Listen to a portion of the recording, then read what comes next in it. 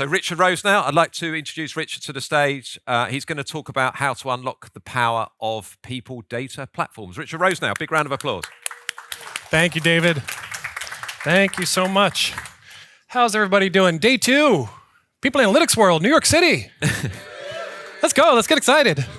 It's good to meet y'all. I know a lot of you here, and this is one of my favorite conferences because of that. So as David said, I've been in the space for a decent amount of time now, but I actually got started in nonprofit, spent some time in HR roles. I was an HRBP for a little bit, did some workforce planning with GE, but quickly found my love of people analytics, and I've just been off to the races since then. So I'll tell you a little bit more about kind of the story here as it kind of tees up some of the stuff we're going to talk about today.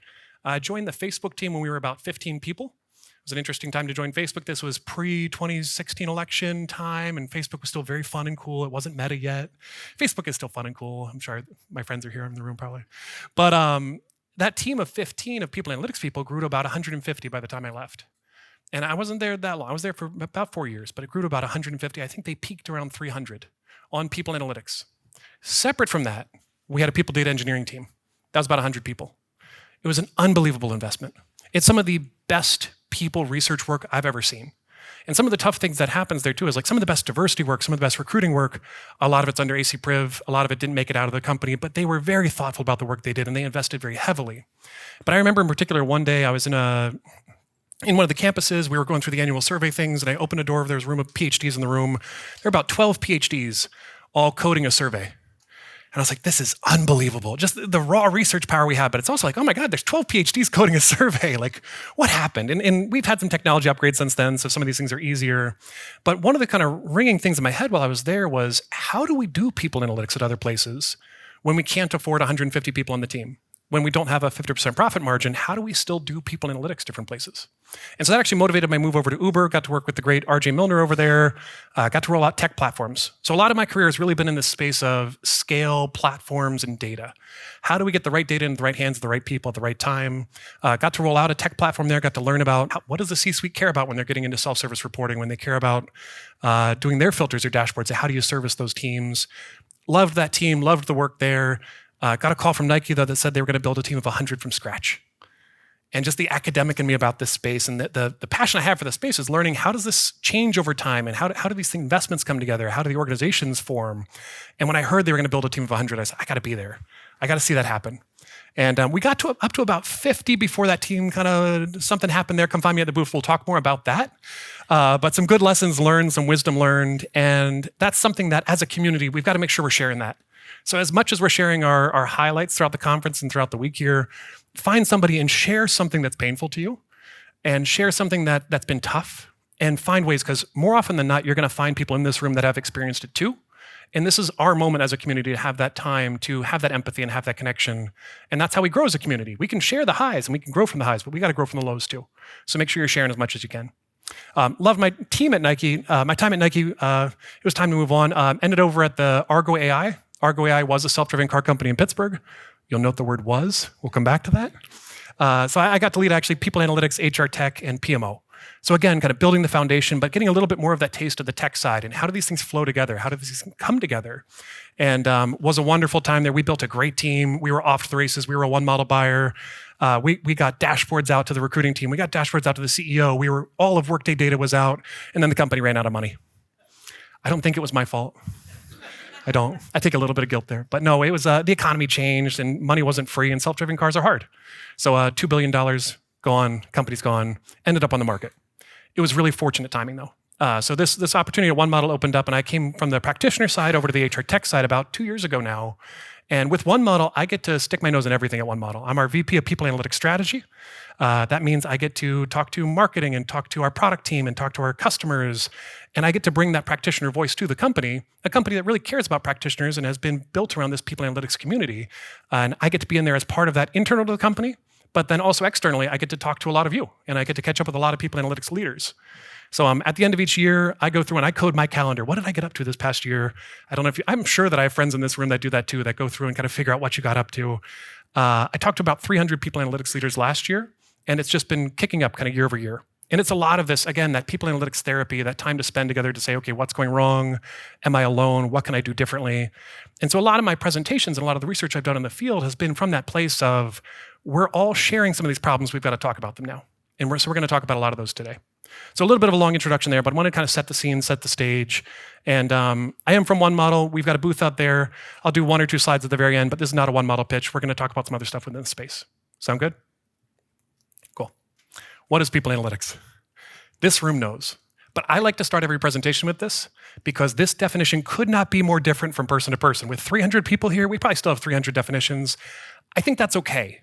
As a relatively new function in the grand scheme of things, we are still codifying. We're still coming together in a lot of places. There's actually a couple research papers. I know Stanford had one where they looked at 500, or not 500, they looked at like 50 different definitions, and they were trying to understand from the outside, from this academic perspective, what is people analytics? All these definitions are there. And really, all of us are making it up as we go, as we all know. And so as we kind of come together with this, these definitions are helpful, but it's good for, I think, for all of us to continue to share these and talk about these. Especially because when I think about people analytics, I actually think about 3 things. I think about 3 definitions. So first, I think about it as a community. And you can tell from my introduction, I'm very heavy in this space. It's a movement of people who want to make the world of work better. So when we talk about people analytics broadly, one definition can be this community of practice that we're all a part of. And that's been a wonderful thing to see that grow, to see that change, and see that develop. I also separate it into the act.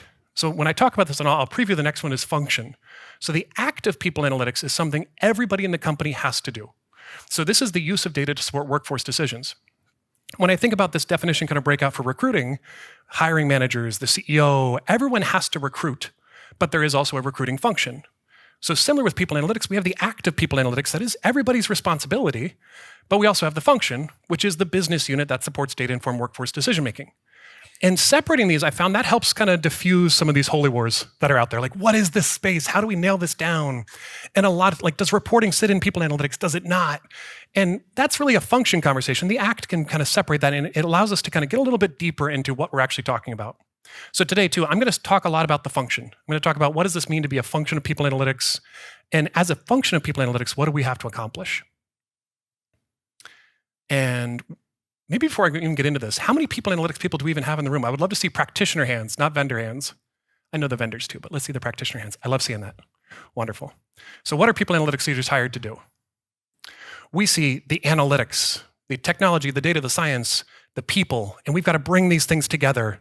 And we've got to do education, consulting, research, the ever-famous descriptive, diagnostic, predictive, prescriptive. This is what we're told. This is on our job descriptions. This is what we're hired, and this is what we're paid to do within our companies a lot of times. So what do we have to do to survive? And this is a different slide than the past one. First off, we arrive, and it turns out HR and IT have not spoken. They're not friends. So we show up, and we've got to start pulling these things together. And the reality of the job, a lot of the time, and this is from a lot of the pain and a lot of those conversations, it's spreadsheets, it's data acquisition, it's munging, that active cleaning and manipulations, it's the data engineering, and it's politics. We have to, on day one, despite our job description, despite what we were hired to do, we leave our job description and we go do something else. That's a dangerous spot to be. It's especially dangerous because this is really invisible work. What I found is that people analytics is kind of one step away from what HR is comfortable with. People data engineering, we're 2 steps away now. Suddenly, our CHRO is like, data architecture, that's your thing, right? I just want to work on the insight side. And IT doesn't care. I wish they did. They care about a lot of things. They care about a lot of other functions, but they're still like, well, that's HR. How hard can it be? And a lot of nodding heads. Again, I said, this is empathy. We're going to share a lot of pain today and definitely take some shots at IT along the way. So as we work through this, how do we get there?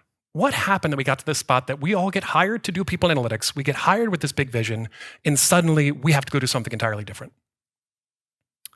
So if we think about HR, like where did HR come from? What was the first things that HR had to do?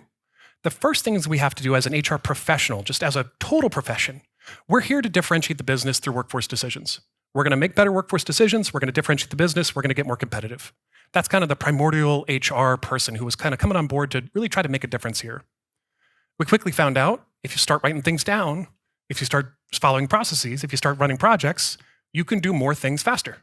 You can accomplish HR at scale through still human processes, but pushing these out in a way that's systematic and following the operations. So we built out our HR operations teams. Then we realized, hey, we can actually automate a lot of that stuff. Let's push that further. Let's take those operations and let's push those into the technology. And now the technology can allow us to accomplish more. We can still differentiate the business. We can still accomplish our strategic goals, but we can do it at scale. And we can help a lot more people this way as we continue to push down into the technology. But we went from technology, and we went straight from there. We said, okay, now do people analytics. And it turns out we skipped a decent step there. And the step in the middle is people data. We've got to come in, understand, extract, clean, architect, and govern this data before we can do people analytics. But just the sequencing of this, until we started doing people analytics, we didn't know we had to work back up the chain. And this act of working back up the chain confuses a lot of people. So we talk about this as the people data supply chain. This is a framework we put out. We've actually have a white paper coming out. I think it's on the website today, but it's officially coming out on Monday. So we'll send that out afterwards to people. But this people data supply chain is a framework to help people analytics teams articulate, why am I having trouble? Because the reality is a lot of these people analytics teams, we inherit the sins of everybody above us. If your strategy's not been set, if you don't have standard operations, if you've never implemented technology properly, and if you don't have your data extracted, you cannot do people analytics downstream. So we as people analytics leaders, we start working back upstream. But today, I'm going to talk about that data space because I think we need to start calling that out. Because as people analytics leaders, it's been kind of like inferred, like we have to do the data stuff.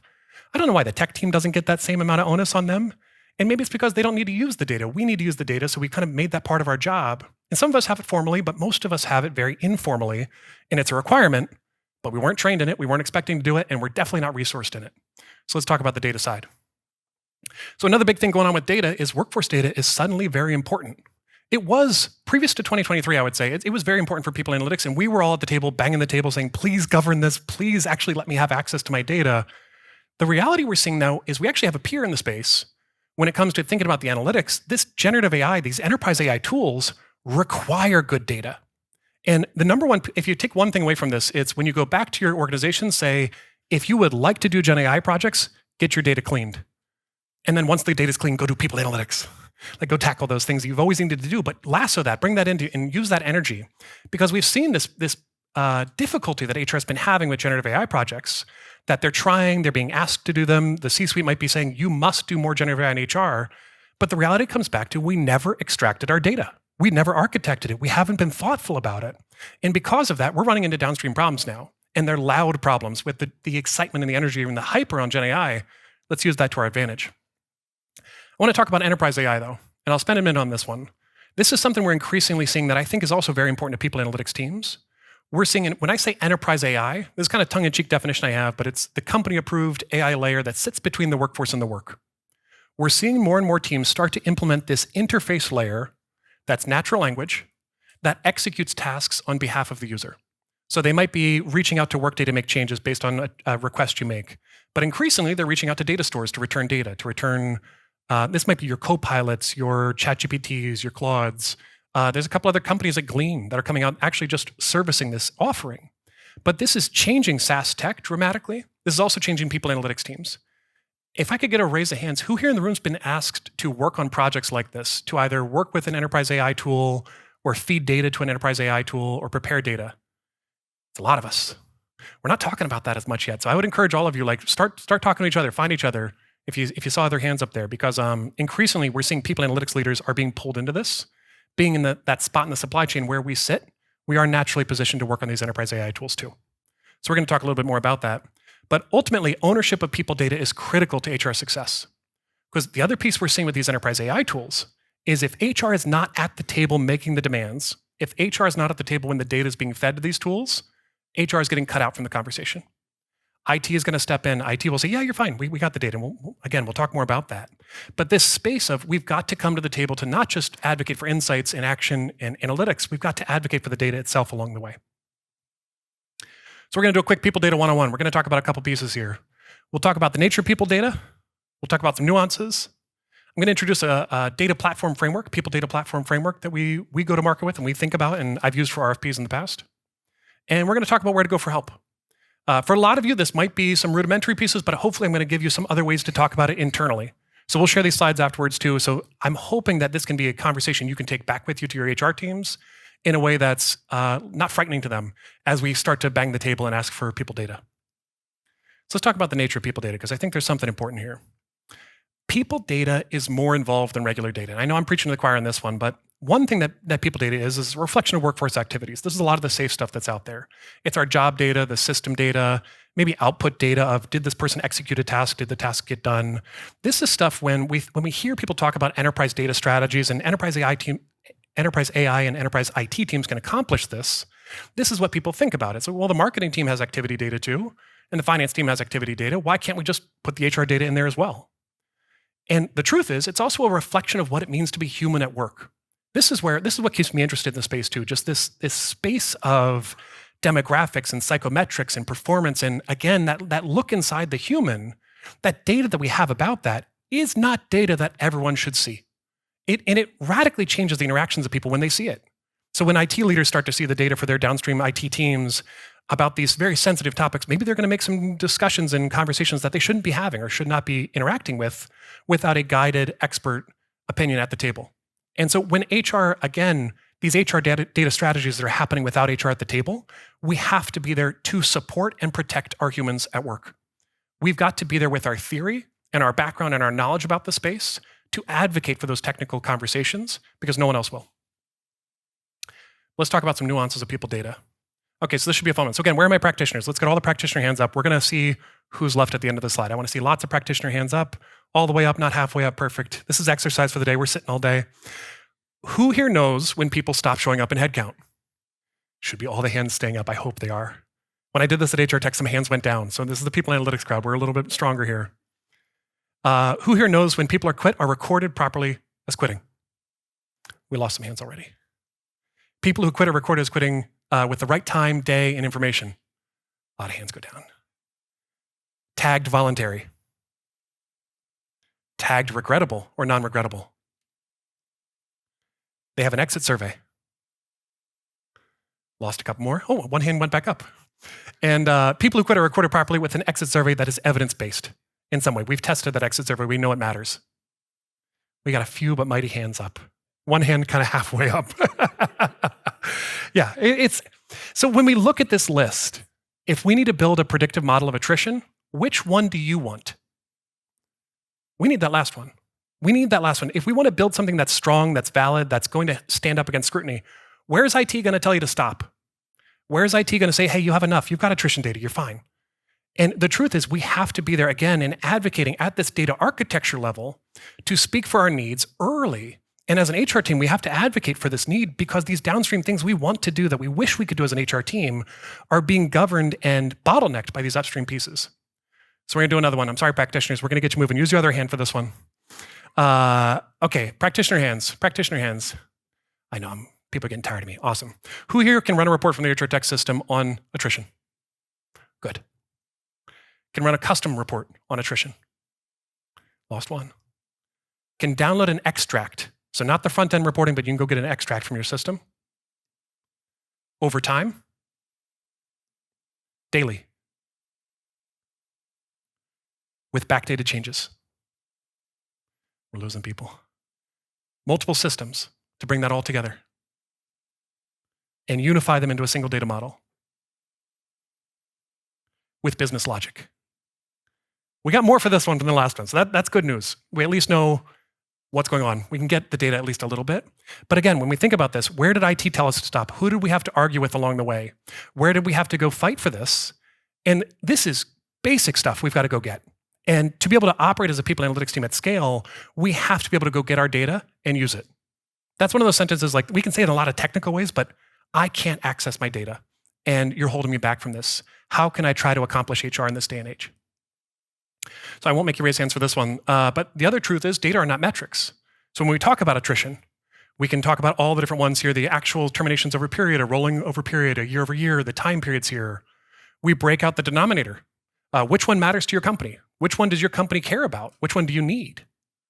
When we start to change the numerator, which one of these is part of your attrition metric? And again, we get those extra tags in there. And ultimately, what our business cares about, what our business wants is rolling 3-month regrettable high performer FTE terms who we were hired as an intern. And do our systems support that? Or do we have to go do that manually? Are we taking this offline? And how do we get to the table when our business leaders really care about that bottom right one and we're given one of these and we have to go advocate for and tweak and change and modify? This architecture conversation is something that HR is not trained in, and that's not their fault. They have a wonderful, rigorous education background around the theory about operations. They should. But this space of architecture, where does this sit and how do we help with this? And maybe the question like, is this our space? Or do we need to advocate for peers? Do we need to advocate for more people in this area who can speak to the space of measurement, who can speak to the architecture to allow us to do our downstream work properly? So let's talk about a people data platform framework. I've done a lot of depressing things. We'll come back up, I promise. We're making our way back up here at the end. So people data platform. This is a term we started talking about back in 2022. I think about it as a central solution that extracts, cleans, combines, models, stores, secures, analyzes, delivers workforce data. A lot of us have these. We're either building them, we're buying them, we're working with them, but we're trying to put a name to this and a framework to this so we can start talking about these in a common way. I've got another great definition up there from Pietro Mazzolini from IBM. He has a phenomenal newsletter he's been doing about people data platforms, building those out, working on those. He's tremendous. He spoke at Toucan London. Get a plug for Toucan London, for People Analytics World London. But really, this space of people data platforms, as people analytics leaders, we can't be saying, hey, I just need access to my data. I actually need a platform. I need to work within this space and start to talk about this space in a different way to accomplish these different tasks. So if we break out a people data platform, and first off, I would break it into these two things. And a lot of HR tech can be broken into these two things, and increasingly we're seeing them broken out this way. We have our data foundations, and we have our application layers. This is important because that data foundation is required for Gen AI. The application layer, Gen AI is getting really good at that. And so as we start to look at what we're building, what we're buying, what we're working in the space, what's critical to the success of people analytics with these additional technologies that are coming out, we can start to differentiate and have a more nuanced conversation about what we need as a team. Let's break that out further. So I break this out into extract, model, store, analyze, deliver. Any people data platform has to accomplish these tasks. Most HR tech systems actually go through this flow too. And if I take them one step further, we've got kind of nuanced sub-bullets here within this. So when I was a practitioner, when I was actually going to build or buy people data platforms, this is my RFP framework. I built 5 questions for each one of these little bubbles. I sent that out to people, said, hey, we've got to accomplish this end to end because I can't just have something that only does Tableau. Tableau is not a people data platform. It's not going to solve the challenges I have as a people analytics leader, and I can do those things in different ways. I've got to work upstream, and I've got to be working at the top of this all the way through to actually flow it through properly. So we've actually got this as a white paper. There's a QR code for that one. But if we think about how can we use this? So one, assessing current state. I found this is really helpful to sit down with your IT team to say, okay, when I say I need my data, when I say I'm getting blocked, let's walk through this. Let's talk through these different pieces and let's break out where the questions are. Let's break out where you're strong. Let's break out where we're weak. How can we supplement? How can we fix these pieces? Because at the end of the day, I need all 5 of these steps to accomplish before I can do people analytics well. Raising awareness. So working with your HR team. Thinking about these kind of 5 steps again, as you're talking about, hey, I need one more cut of that dashboard. Well, what does that require? We're going to have to work all the way upstream here. We're going to work all the way back down to actually accomplish that output you're looking for. And lastly, solution development, whether you're going to market or whether you're building something in-house, considering each of these pieces along the way and continuing to bring the IT into that conversation. So what's next? Where's help? So who here knows the story of the little red hen? I thought this was a pretty common story, but I know we got at least one friend here. So the little red hen found some corn and said, hey, I want to plant the corn. Who's going to help me plant the corn? All the other animals said, not me. And then he said, okay, I'm going to cut the corn. Who wants to help me cut the corn? Everyone said, not me. And the little red hen said, I'm going to bake some bread and eat some bread. Who wants to eat the bread? And everybody shows up. So we see this a lot. Who will help me build a business case for getting access to workforce data? The HR leader asks. Not I, said the data engineering team. Not I, said the IT team. Not I, said the enterprise analytics team. This is frustrating. This is tough. And again, coming back to that point of empathy, I know everybody in this room deals with this. That moment where we say, I need to get this done. Until I get the budget, they're not going to show up. And why have they not showed up for HR? They have. They've done it for themselves. They've done it for finance, for marketing, for other teams. They have data tools. It's 2024. You should have access to your data. This should be table stakes. If you're running a line of business today and you're trying to do it without data, that sounds wild. But HR across the board as business executives are being told that we don't need data to run our business. And I think that's reprehensible at times. So I said I was going to swing on back to one model. So come visit us out there. We can help out. This is who we are. This is what we were built on. We extract, we model, we store, we analyze, we deliver. We work across that entire ecosystem.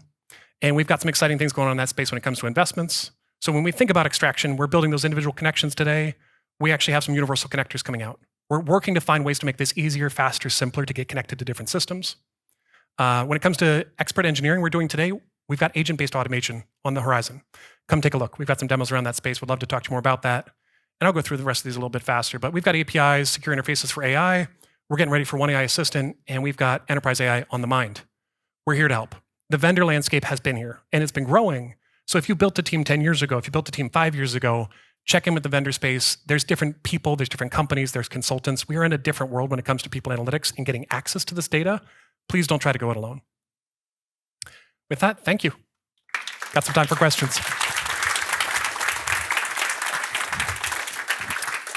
I think we've got about 5 minutes for questions. So if everyone's got a question for Richard, please put your hand up and the microphones will come and find you. Or people with the microphones. Yes, Michael. Please. In order to build a model using exit surveys, you have to give the survey both to people who quit and people who are still employed.